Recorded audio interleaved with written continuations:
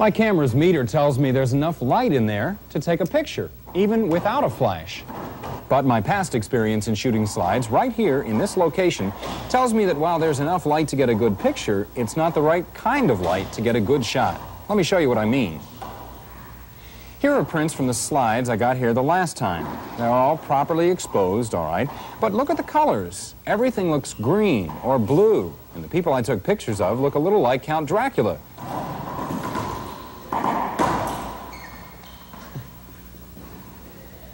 You know what caused that problem? There's the culprit right up there. Fluorescent lights. One of the toughest problems any photographer can face.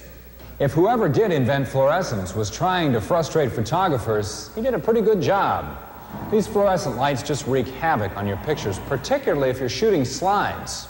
Now, the colors can be corrected in the printing process if you're going for prints, but slides are forever, to coin a phrase. If you're going to do any color correcting with slides, you've got to do it right here while you're shooting.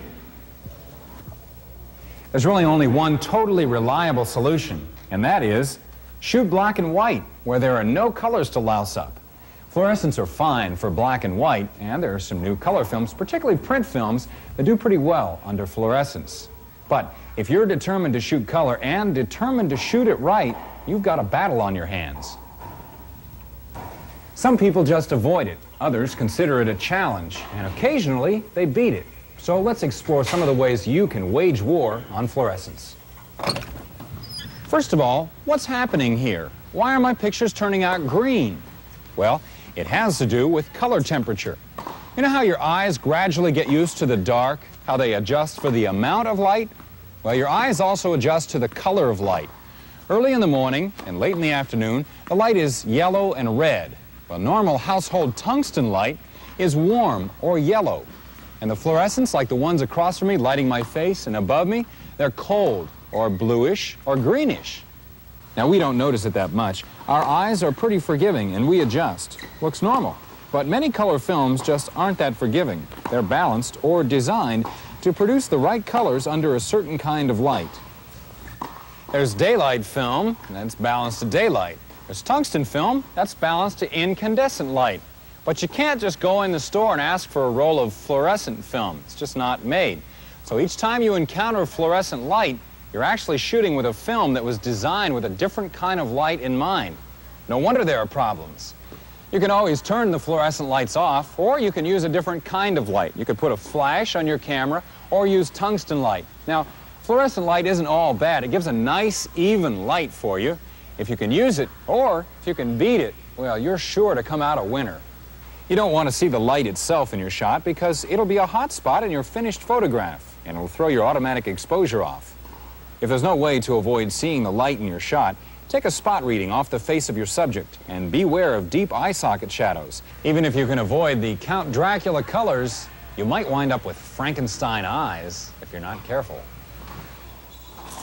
There are fluorescents that are called daylight fluorescents, and they put out light almost identical to daylight. So if you're shooting with daylight film, you should get very good results.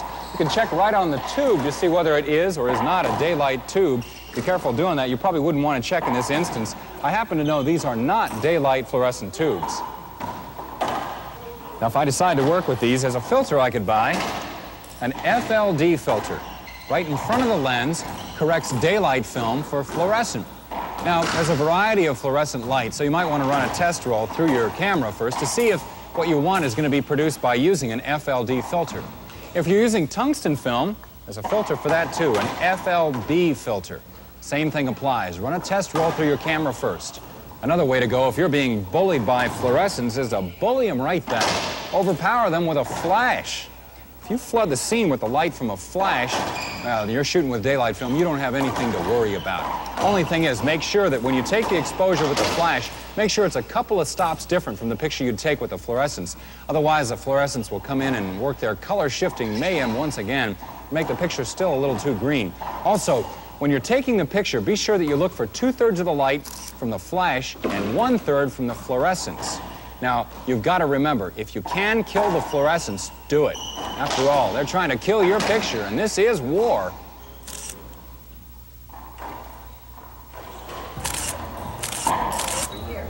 You know, you've almost got to pity the poor old fluorescent. Photographers curse them, health-conscious people say they kill vitamins, and office psychologists say they're tough to work under.